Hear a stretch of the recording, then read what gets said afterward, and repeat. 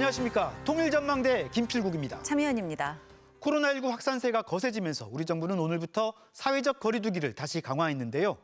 요즘 북한에선 굵직한 행사가 잇따르고 있습니다. 네, 바로 어제죠. 12월 17일이 김정일 국방위원장이 사망한 지 10년이 되는 날이었는데요. 북한은 각종 행사를 열어서 추모 분위기를 띄우고 있습니다. 네, 선대 유훈을 받들자는 다짐도 이어지고 있다는데요. 박철현 기자, 북한 분위기는 어떤가요? 네. 이번 주 내내 김정일 국방위원장을 추모하며 김정은 위원장에 대한 충성을 다지는 행사가 잇따랐습니다. 어제는 김일성 주석과 김정일 위원장의 시신이 안치된 금수산 태양궁전 광장에서 대규모 중앙 추모 대회가 열렸는데요. 온 나라 전체 당원들과 인민들, 인민군 장병들은 담없는 그리움과 열화 같은 충성의 마음을 담아 위대한 장군님께 삼가 최대의 경의를 드리고 있습니다. 김정은 위원장은 행사 내내 굳은 표정을 짓다가 간간히 감정에 복받친 듯 울먹거리는 듯한 모습도 보였습니다. 낮 12시 정각엔 사이렌 소리와 함께 평양 곳곳에 있던 시민들이 일제히 동작을 멈췄습니다. 차량과 열차는 물론 여객선도 멈춰섰고 사람들은 일제히 3분여 동안 묵념을 했습니다. 마치 정지 화면처럼 보이는 이 모습은 조선중앙TV를 통해 실시간으로 보도됐습니다. 이른바 청년 전이들은 만수대 언덕에 있는 김일성, 김정일 동상 앞에서 맹세 모임을 가졌고 장군님의 혁명 생애는 나라와 민족의 장리 운명을 떠매고 나갈 청년들을 훌륭히 키우는데 사랑과 정을 다 바치신 청년 중시 청년 사랑의 숭고한 역사로 수놓아져 있다고 말했습니다. 직업총동맹과 농업근로자연맹 등은 단위별로 김정일 덕성 발표 모임을 열었습니다. 김정일의 업적을 담은 그림을 한데 모아 10주기 관련 전시회도 열었습니다. 네, 김정일 추모 분위기로 온통 도배가 되는 듯하군요. 지난 11일부터는 북한 방송 메인 뉴스의 첫 소식이 모두 김정일의 과거 행적을 되새기는 꼭지로 장식됐는데요. 1995년 4월에 국가과학원을 찾아주셨고 생애의 마지막 시기까지 우리 강원도를 50여 차례에 걸쳐 군 90개 단위들을 찾고 찾으셨습니다. 업적을 담은 특집물을 날마다 방송하며 추모 분위기를 띄우고 유훈을 받들자는 다짐을 이어갔습니다. 유진 나라들과의 친선 단결을 더욱 강화하기 위하여 1983년 6월 역사적인 중국 방문의 길에 오르신 위대한 장군님. 올해가 10주기여서 그런지 추모 분위기가 더욱 고조되는 것 같습니다. 추모 분위기는 거리에서 파는 군밤, 군고구마 소식에도 담겼는데요. 장군님께서는 평양시 안에 역 앞이나 네거리 매점들에서 군밤, 군고구마를 팔아주면 좋을 것이라고 하시면서 굽는 방법까지 하나하나 가르쳐 주셨습니다. 곳곳에 현대식 판매 시설을 갖춰 군밤, 군고구마를 팔도록 한 게 김정일이었다며 추모 분위기를 이어갔습니다. 노동신문은 정론을 통해 지난 10년을 되돌아보고 의지를 다지는 글을 연재하기 시작했는데요. 장군님과 함께 온 승리의 길이란 제목의 첫 편은 김정일 국방위원장 10주기를 추모하는 목적도 있는 것으로 보입니다. 물론 이 정론은 김정은 집권 10년을 기념하는 연재물로 김정일이 갔던 길을 김정은도 가고 있다고 강조합니다.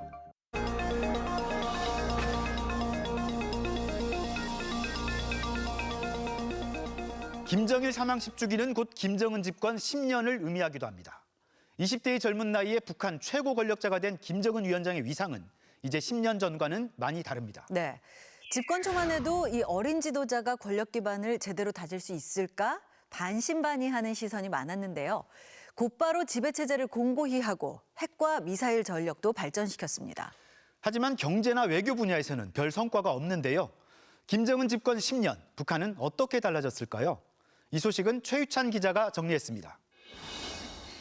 위대한 용도자 김정일 동지께서 급병으로 소거하셨다는 것을 10년 전 아버지 김정일 위원장의 갑작스런 사망으로 북한의 권력을 물려받은 김정은 위원장.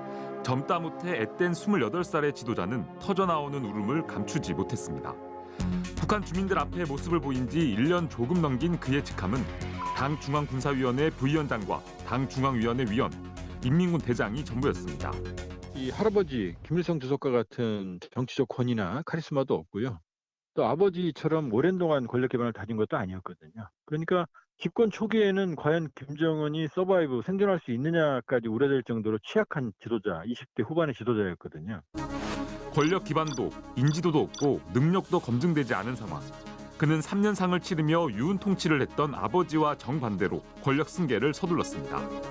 추도대의 바로 다음 날 군권을 이어받고 활짝 웃는 모습으로 최고 사령관의 행보를 시작합니다. 불과 넉 달도 안 돼 노동당과 국가의 최고 지도자 직위 승계를 모두 마무리한 겁니다. 최고 지도자로서의 첫 정치적 과제는 수령 유일체제 구축이었습니다. 정권 초기 리영우 총참모장을 시작으로 군부 인사들을 숙청하거나 강등시키면서 물갈이를 본격화했고 반거역적인 장성택을 형령의 이름으로 인민의 이름으로 사형에 처하기로 판결하였다. 2인자이던 고모부 장성택까지 처형하는 등 자신의 권위에 위협이 될 만한 인물은 가차없이 제거했습니다. 겉으로는 복종하는 것 같지만 실제로는 딴 마음을 먹고 있는 이런 권력자들을 척결함으로 인해서 유일 영도 체제를 공고히 하고 김정은 동지께서 대외 추석단에 나오셨습니다. 군대를 앞세워 성군 정치를 했던 아버지와 달리 김정은 위원장은 노동당을 통치의 근간으로 삼고 흐지부지됐던 당 회의체도 모두 복구했습니다. 오랜 성군 정치로 비대화, 특권화된 군대의 힘을 빼고 무력했던 당의 기능과 역할을 정상화시킨 겁니다. 당이 중심을 잡지 못하면 군대를 중심으로 또는 특권 계급을 중심으로 권력의 누수 현상도 일어나고 자원의 낭비 현상도 심각하게 초래가 될 수가 있습니다. 김정은 위원장은 주민들에게 부귀영화와 금방석을 직접 약속했습니다. 우리 인민이 다시는 허리띠를 조이지 않게 하며 사회주의 부귀영화를 마음껏 누리게 하자는 것이 우리 당의 확고한 결심입니다. 김정은 위원장은 경제건설 현장을 진두지휘하고 재난 현장까지 누비면서 인민 생활을 직접 챙겼습니다. 집권 첫 5년간 경제 성과는 나쁘지 않았습니다. 시장 친화적인 정책 그리고 대규모로 이제 확대되는 종합시장 또 비공시장의 확대 그리고 세 번째가 바로 이제 건설 붐이 이제 결합돼서 굉장히 큰 호황을 이루게 됩니다. 전체적으로 경제 성장률을 견인하는 주요 동력이 되지 않았나라는 생각이 듭니다. 하지만 경제 성장은 오래가지 못했습니다. 오늘 비로소 국가 핵무력 완성의 역사적 대여 로켓 강국 위협이 실현되었다고. 김정은 시대 들어 핵과 미사일 전력은 비약적으로 발전했지만 이것이 경제를 악화시키는 자충수가 된 겁니다. As long as the DPRK pursues this dangerous and destabilizing path, this council will impose ever harsher consequences on those responsible. 유엔 대북 제재는 가혹하고 정교해졌습니다. 북한의 외화벌이 수단인 석탄, 철광석, 수산물, 섬유 제품 등의 수출과 해외 노동력 송출이 금지되고 북한에 대한 투자, 북한으로의 원유 반출도 제한됐습니다. 그러나 핵무기 개발을 가속화한 2010년 이후 2017년부터는 드디어 북한 경제의 숨통을 조이는 제재 조치들이 부과되거든요. 그러면서 급격하게 경제가 악화를 합니다. 핵을 개발하면 개발할수록 경제가 희생되는 딜레마에 빠졌고요. 반전의 기회가 없었던 것은 아닙니다.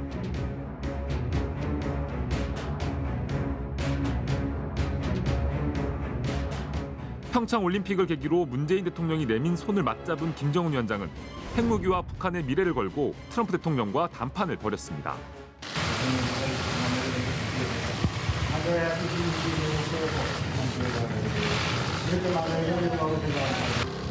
비핵화와 북미 관계 정상화, 평화 체제를 수립하기로 합의했지만 이듬해 하노이에서 열린 두 번째 정상회담이 결렬되면서 김정은 위원장은 남북 북미 대화에 응하지 않고 있습니다. 세상에 바보들만이 있는 것이 아닐진데 미국이 조선민주주의인민공화국의 적대적이지 않다는 그들의 말을 믿는 사람들이 어디 있으며 States of America, Joe Biden. 김정은 위원장이 집권 10년 차를 맞은 올해 새롭게 들어선 바이든 정부의 대화 요구에도 종전 선언까지 들고 나온 한국의 거듭된 대화 요구에도 북한은 요지부동입니다. 그 사이 코로나 봉쇄가 장기화되고 미중 갈등이 격화되며 대화의 여건은 더욱 악화되고 북한의 경제 사정은 점점 더 깊은 수렁으로 빠져들고 있습니다. 각급 당 조직들, 전당의 세포 비서들이 더욱 간곡한 고난의 행군을 할 것을 결심했습니다. 코로나19와 그다음에 대북 제재 그리고 기타 다른 요소들이 결합돼서 계속적으로 이런 구조적 압박을 가한다면은 내부적으로 버티는 것만으로는 그 북한 경제를 지탱하기 매우 어렵다. 지난 10년 김정은 체제는 내부 정치 측면에서는 의심할 여지 없이 견고해졌지만 외교와 안보, 경제의 돌파구는 찾지 못하고 있습니다. 10년 전보다 오히려 심화된 경제 위기와 복잡해진 대외 환경에 어떻게 대응하고 주민들에게는 어떤 미래를 제시할지 김정은 시대는 새로운 시험대에 서 있습니다. 통일전망대 최유찬입니다. 네, 그런데 며칠 전에는 김일성 주석의 동생 김영주의 사망 소식도 전해졌습니다. 네, 김일성 시대 한때 실세이자 대표적인 2인자로 군림했던 인물이었죠. 네, 1920년생인 김영주는 권력 핵심인 노동당 조직지도부장을 지냈고 2인자로 불리기도 했었는데요. 1972년 7.4 남북 공동성명 당시 이후락 정보부장과 함께 서로 상부의 뜻을 받들어 서명한 인물이기도 합니다. 1972년 5월 2일 개성에서 헬기로 평양에 도착한 이후락은 노동당 조직부장 김영주와 2차례 회담을 갖는다. 하지만 조카인 김정일과의 후계 경쟁에서 밀려 오지인 자강도 강계로 사실상 유배됐다가 김정일이 권력 장악을 확고히 한 뒤인 1993년 국가 부주석으로 복귀하긴 했지만 실제 권한은 없는 원로에 불과했다는 평을 받습니다. 네, 권력 경쟁에서는 밀려났지만 조카보다 10년은 더 오래 산 셈이네요. 네, 올해 나이가 101세였는데요. 2011년에 사망한 조카 김정일보다 10년을 더 살았습니다. 북한 매체는 담담하게 그의 사망 소식을 전했고요. 김영주 동지는 당과 국가의 중요 직책에서 오랫동안 사업하면서 당의 노선과 방침을 관철하기 위하여 헌신적으로 투쟁하였으며 김정은 위원장은 화환을 보내 애도를 표했다고 합니다. 네, 다른 소식도 알아볼까요? 북한이 겨울이 한창인 지금 12월에도 산림 가꾸기를 강조하고 있다면서요? 네, 북한 매체는 나무 심기가 곧 애국이라며 겨울철 산림 가꾸기를 계속 독려하고 있습니다. 전국의 모든 도시군들에서 지금의 굳은 성과에 만족하지 않고 다음에 봄에 심을 나무 확보를 비롯한 사업들을 이제 활발히 진행하고 있습니다. 노동신문도 나무목, 즉 묘목에 내일이 달렸다며 산림 조성의 중요성을 연신 강조하고 있습니다. 네, 그런데 나무 심기는 통상 봄에 하잖아요. 한겨울에 이 산림 가꾸기를 강조하는 게 다소 특이합니다. 북한은 최근 지속적으로 산림 보호를 강조하고 있지만 산림 황폐화는 갈수록 심해지고 있는데요. 유엔 식량 농업기구에 따르면 2010년부터 10년 동안 21만 헥타르, 축구장 30만 개에 달하는 면적의 산림이 파괴됐다고 합니다. 그런 만큼 북한도 산림 조성을 중차대한 과제로 인식하고 대처해 나가려는 것으로 보입니다. 북한 방송은 황해북도 멸악산에서 43년간 나무를 가꾼 산림공을 집중 조명하며 애국자라 치켜 세우기도 합니다. 꿀한 복이 나무 한 그루도 우리에게 말하는 듯 싶다. 이런 애국자가 많아 내 나라는 나날이 젊어진다. 봄철 나무 심기를 미리 준비하고 나무 가꾸기에 전력을 다하라고 주문하고 있습니다. 네, 박철원 기자 잘 들었습니다.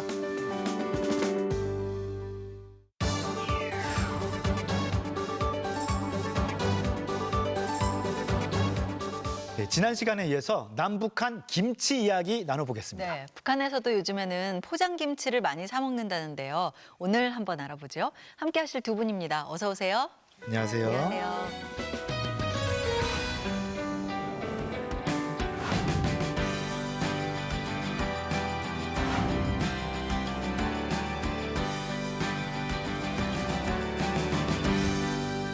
윤선희 씨는 남한 요리 서바이벌 방송 나와서 유명해지셨잖아요.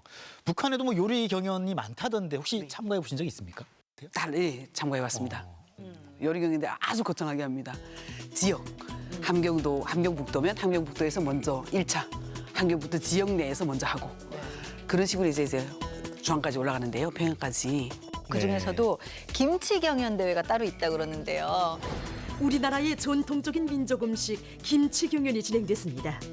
자, 저거 보니까 김치 종류가 상당히 다양한데요. 북한도 지역별로 김치가 다 다르죠? 네, 그렇죠.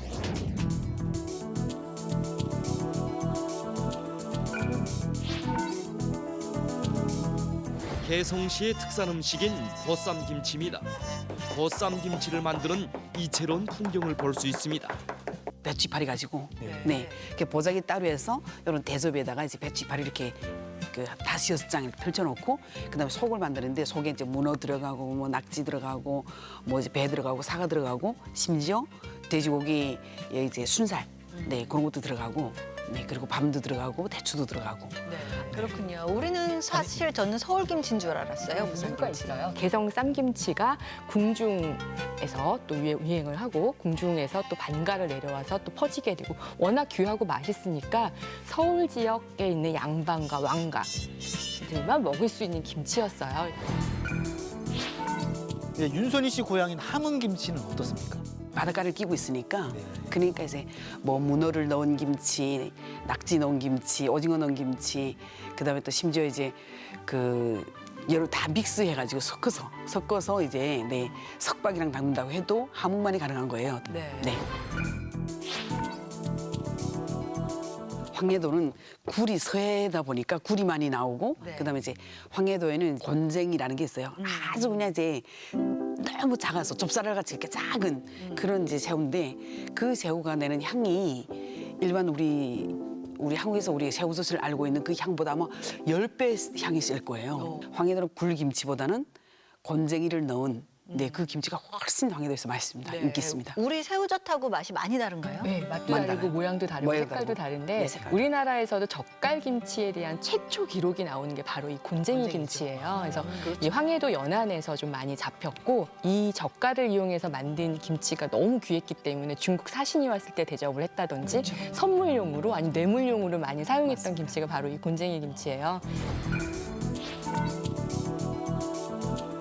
서울에도 보면 평양식 음식점이라고 하는 데가 꽤 있잖아요. 진짜 평양김치는 어떻습니까? 평양김치는 우리 한국 사람들이 우리 한국 남한에서 생각하기에는 분명히 이제 백김치과에 들어가는 그리고 김치를 이제 우리 보자기에다 싸서 김치를 이렇게 문질러서 김치 물을 내요 진하게. 그 물에다가 이제 간을 해서 어떻게 보면 거의 백김치 비슷하게 만드는 게 평양김치예요. 서울 지역의 나박김치를 만들 때도 주로 양반이나 왕가에서 만들어 드실 때는 고춧가루나 마늘 이런 생강 같은 건더기가 걸리지 않도록 그렇게 보자기에 싸서 국물만 색깔 예쁘게 내서 만들었어요. 저는 맵기니 김치가 있어야 먹는 사람이지만 남한에서는 김치의 인기가 예전과는 좀 달라진 게 사실인 것 같아요. 그렇죠. 먹을 게 너무 많고요. 김치 이외에도.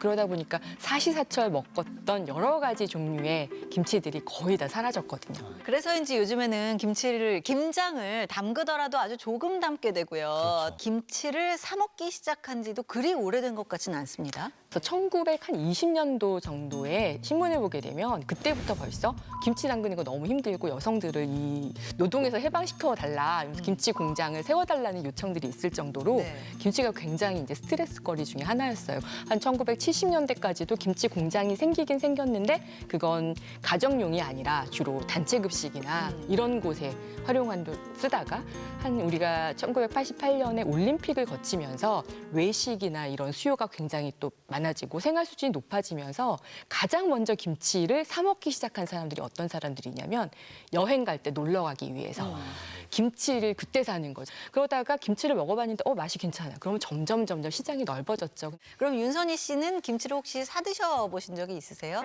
저는 그 맛을 보려고 한번 사 먹어본 적은 있어도 김치를 먹으려고 사는 건 아니에요. 그 남한에서 뭐 김치 사 먹는 거 보고 놀라거나 그런지는 안 하셨나 봐요. 근데 그래도 식구가 단추라고 하니까 사 먹는 것도 이제 어느 정도 입에 잘 맞으시면은 그러면 괜찮지 않을까라는 생각이 들어서 특별하게 보지는 않습니다. 그런데 요즘엔 북한에서도 김치를 많이들 사 먹는다 그럽니다. 저는 진짜 참지 이걸 보면서 깜짝 놀랐어요. 입에 잘 맞지도 않을 뿐더러 첫째, 다음 두 번째는 그 정도로 김치를 사 먹으려면 사실 적은 양을 사가지고는 안 되거든요. 좀 많은 양을 사야 되는데 과연 그만한 수준이 되나라는 생각도 들고. 요즘 북한 상황은 그러면 어떤지 한번 화면으로 만나볼까요?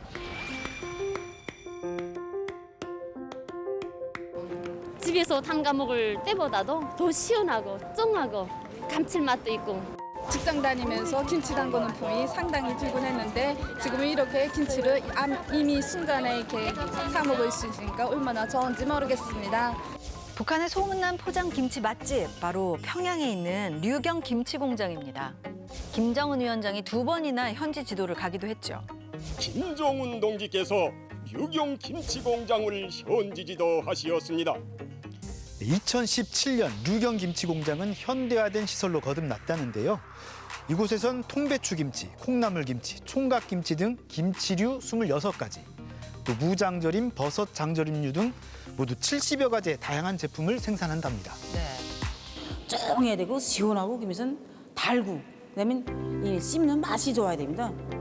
평양은 아무래도 뭐 외교부가 있고 그 해외 드나드는 사람들도 많이 있고 하기 때문에 그렇기 때문에 이제 그 사람들은 저렇게 이제 근데 아무리 생각해도 보급화됐다고 볼 수는 없을 것 같습니다. 네. 근데 화면을 보면 포장 단위가 우리나라보다 좀 더 작은 것 같아요. 네. 그러니까 이게 대량 가정용이 아니라는 걸 여기서 알 수가 있습니다. 가정용은 예, 아니죠. 저희는 이제 사시장을 사면 보통 3kg에서 5kg 정도는 사야지 먹거든요. 근데 500g이면 한 끼 먹고 나면 끝나는 양이거든요. 그건 늘상 먹는 음식이 아니라 아주 특별한 경우에 한정돼서 먹는 단위의 상품이라고 생각할 수 있을 것 같아요. 총진 김치 공장의 일꾼들과 종업원들이 김치 생산의 공업화, 과학화를 높은 수준에서 송림 김치 공장에서 김치의 고유한 맛을 살리기 위한 데 힘을 넣어 남포 김치 공장의 일도섬으로서 인민들의 식생활을 더욱 향상시킬 수 있게 됐습니다. 신의주, 평성, 또 작년에는 원산까지 8곳의 김치 공장을 새로 지었답니다. 윤순희 씨 북한에 계실 때 이런 김치 공장은 없었나요? 저는 지방에서는 못 봤습니다. 주로 이제 김치 공장이라기보다도 식료 공장이라 그러죠. 근데 김치 한 종류만 생산하는 게 아니고 장도 만들고 뭐 간장도 만들고 된장도 만들고 또 이제 과자도 만들고 뭐 이런 그런 그 복합적인 이제 식료 공장이라고 해가지고 그 안에서 조금씩 이제 뭐 김치 공장이라는 이런 작은 코너를 하나 가지고 있다라는 얘기는 들었었어도 지방에는 없었습니다. 네. 북한에서 공장 김치는 우리나라보다 역사가 더 오래됐거든요. 그 사회주의 국가들이 이런 노동을 굉장히 신성시하고 여성들도 이게 노동시장에 진출해야 되기 때문에 대부분 외식이 훨씬 더 발달돼 있고 집에서 여자들이 음식하는 경우가 그렇게 많지 않은데 그거는 배급이 잘 되거나 국가 시스템이 받쳐줬을 때 가능한 얘기고 북한 같은 경우에는 그런 노력을 했기 때문에 사실 우리나라보다 공업화를 하기 위한 김치 연구는 훨씬 더 먼저 이루어져 있었어요. 그러나 공장을 건설한다든지 운영하는 건 다른 문제거든요. 왜냐하면 만약 경제나 이익관념으로 봤을 때는 녹록하지 않은 상황일 거라고 생각이 들어요. 네. 그렇다면 북한 당국이 최근에 이렇게 정책적으로 김치 공장을 대규모로 짓고 현대화하고 포장 김치를 생산해서 파는 이유는 뭐 때문일까요? 일단 한류의 영향과 김치에 대한 관심이 전 세계적으로 집중이 되면서 이 김치라는 상품에 대한 가능성을 북한도 봤다고 생각이 들어요. 북한에서도 이제 특색 있는 김치를 잘 만들 수 있기 때문에 거기에서 어떤 역량을 또 가지고 있다고 생각을 하고 있고 그러다 보니까 어떤 이 전략적인 상품으로 김치를 선정한 것이 아닐까 하는 생각이 들고요. 자, 2주에 걸쳐서 이 남북의 김장 문화 그리고 김치 이야기 나눠봤는데요. 뭐 남한, 북한 할 것 없이 이 김치 사랑은 우열을 가리기 어려울 것 같습니다. 두 분 어떠셨어요? 김치 생각이 나고 김치국수 먹고 싶지 않습니까? 김장철이 되니까 이제 김치를 만들어 놓고 사실 지금 우리 해마다 10월 되면 11월 되기만 하면 언제나 이제 잊지 않는 김장철. 네. 우리 역사와 더불어서 그냥 항상 너무너무 소중한 그런 이제 음식 문화에 너무 큰 자리를 매기고 있는 그런 이제 김치들이 아닌가 싶어서 오늘 이 자리에 같이 이런 얘기를 할 수 있어서 너무 자랑스럽고 긍지가 있고 그러네요. 네.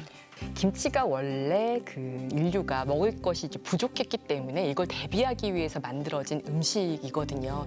결국에 이게 어떻게 보면 보험의 성격에 가까워요. 이제 남한 같은 경우는 빨리 산업화가 진전되면서 필요하면 사 먹기도 하고 얻어 먹기도 할 수 있는데 북한은 아직까지는 이제 개인 차원에서 이런 걸 많이 들어야 되는 상황이고 아마 이게 변화가 돼서 사회가 조금 체제가 갖춰지게 되면 그 시장이 또 바뀌어갈 것 같아요. 네, 요즘은 해외에서도 김치 찾는 사람 많다는데요. 김치 종주국으로서 우리 고유의 음식 김치 잘 계승하고 갖고 나가야겠습니다. 오늘 도움 말씀 고맙습니다. 감사합니다.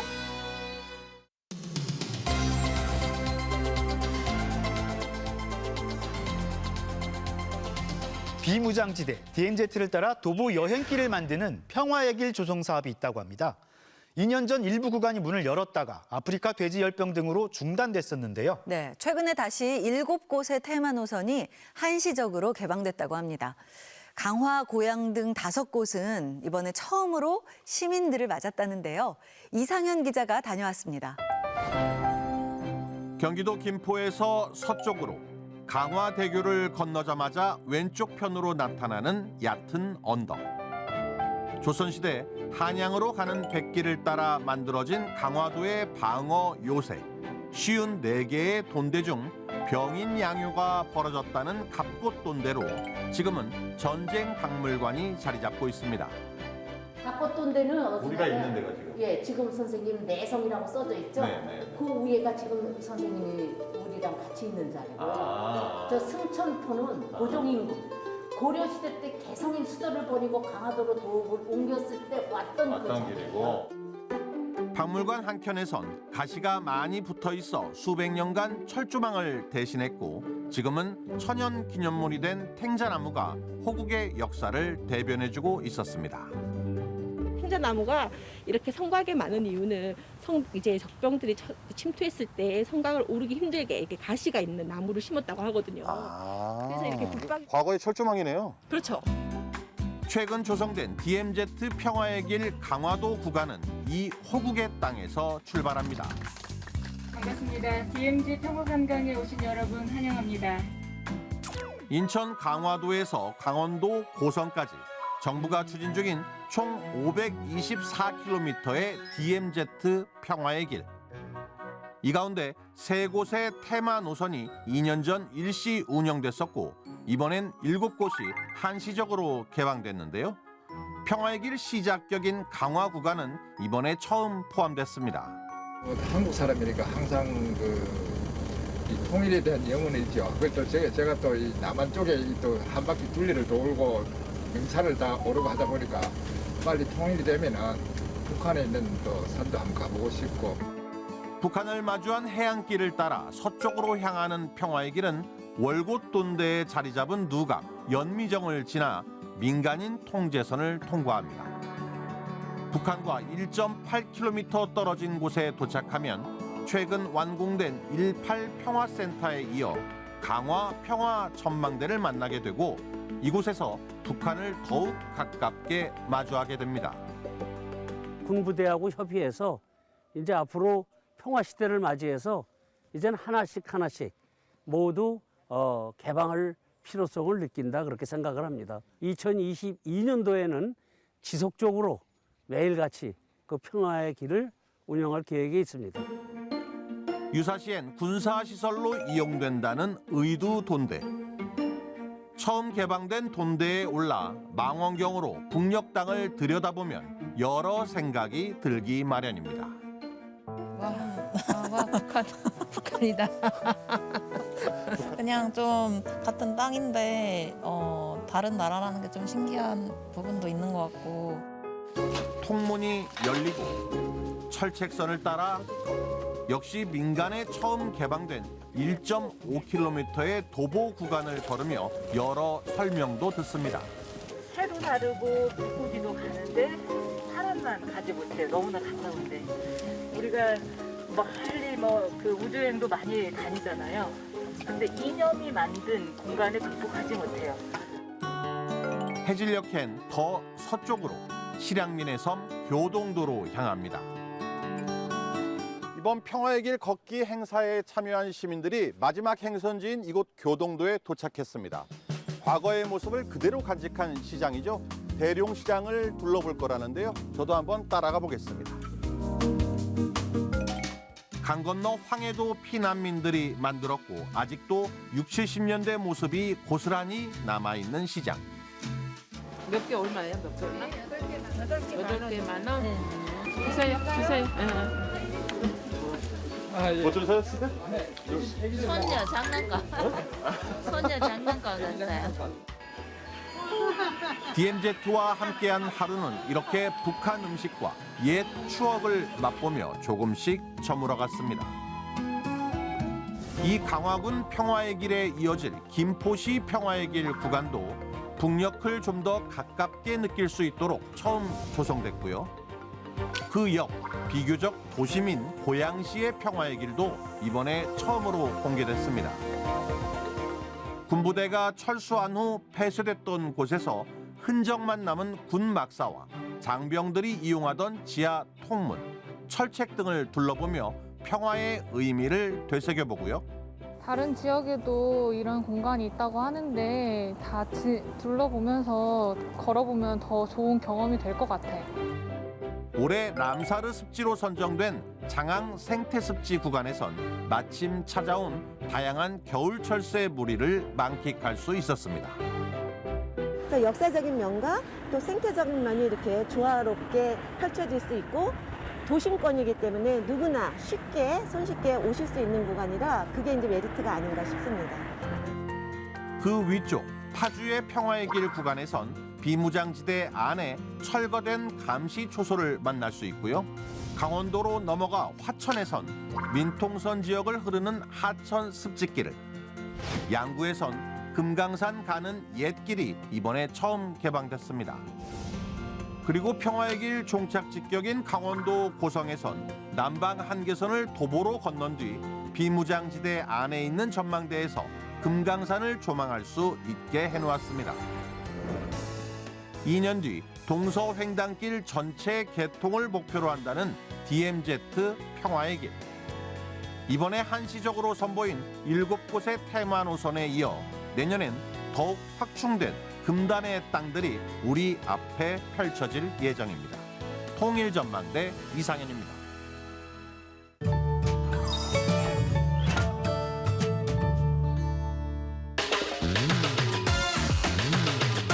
운동장? 운동하는 사람들? 무슨 운동 종류는 아닐 것 같은데 뭔지 모르겠는데요. 북한말 갱기 운동은 리듬 체조의 하나로 남한에서는 리본 체조라고 합니다. 남한에서 리듬 체조는 북한에서 예술 체조라고 합니다. 아, 리본 체조. 평소에는 잘 안 쓰는 단어라서 생각이 잘 안 날 것 같아요. 우리가 쓰는 단어랑 달라서 의사소통할 때 쓴다면은 상당히 못 알아들을 가능성이 많고 그럴 것 같아요. 오늘부터 사회적 거리 두기가 다시 강화되면서 사적 모임 인원이 4명으로 제한되고 영업시간도 단축됩니다. 이럴 때일수록 개인 방역을 더 철저히 해야겠다는 생각이 듭니다. 네, 단계적 일상 회복이 잠시 멈춰섰지만 모두 힘을 합쳐 이겨내야겠습니다. 통일전망대 다음 주도 알찬 내용으로 찾아오겠습니다. 고맙습니다.